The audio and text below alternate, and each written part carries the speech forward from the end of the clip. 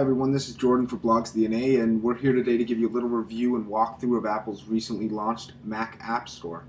So I'm going to go ahead and get started and click the App Store icon from my dock here. And before I go any further, I should say that the Mac App Store software comes bundled with the latest update of the Mac operating system, OS X 10.6.6. So in order to access the App Store, you actually have to go to Software Update, as you can see up here in the top left-hand corner. Wait for the Software Update to finish checking for updates, and you'll see the 10.6.6 Mac OS X update there.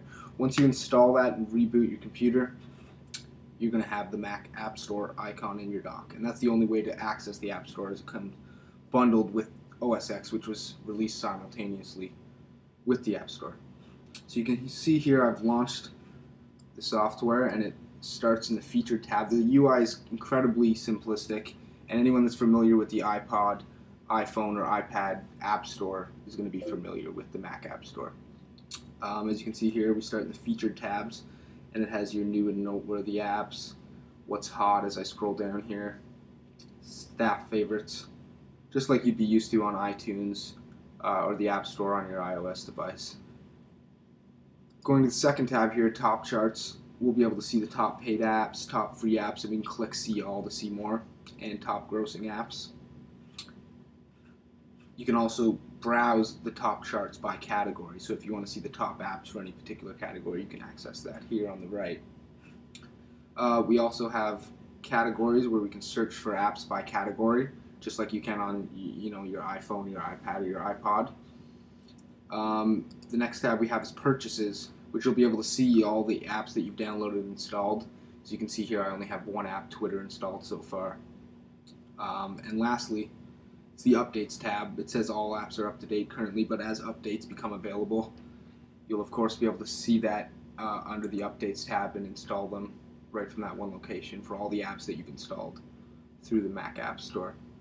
So I'm going to go back here to Top Charts and show you actually how to install an app. I'm going to click Sketchbook Express here, and you can see I'll get a little bit more information about the app. We can check out features, just like the App Store on your iPhone or iTunes. We can check out some screenshots of the app before we decide to download it.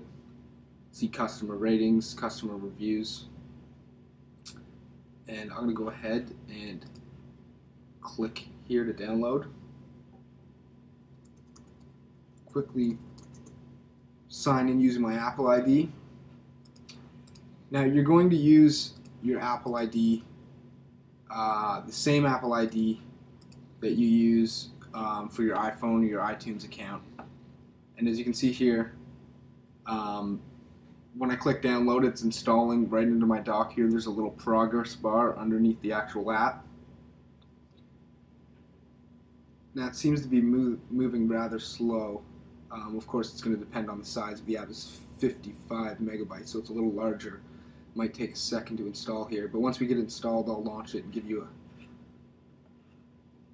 quick demo of that particular app in action.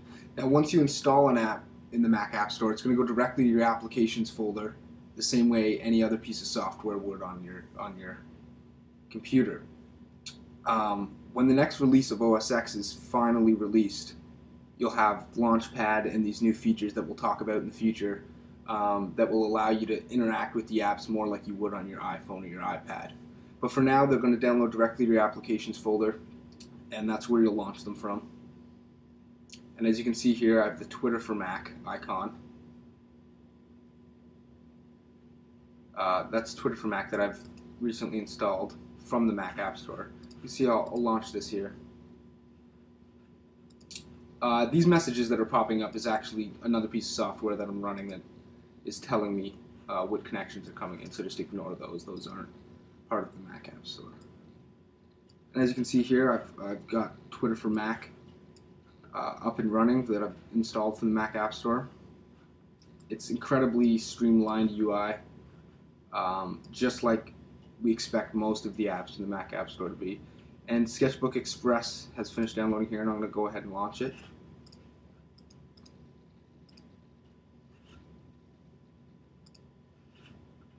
welcome to Sketchbook Express.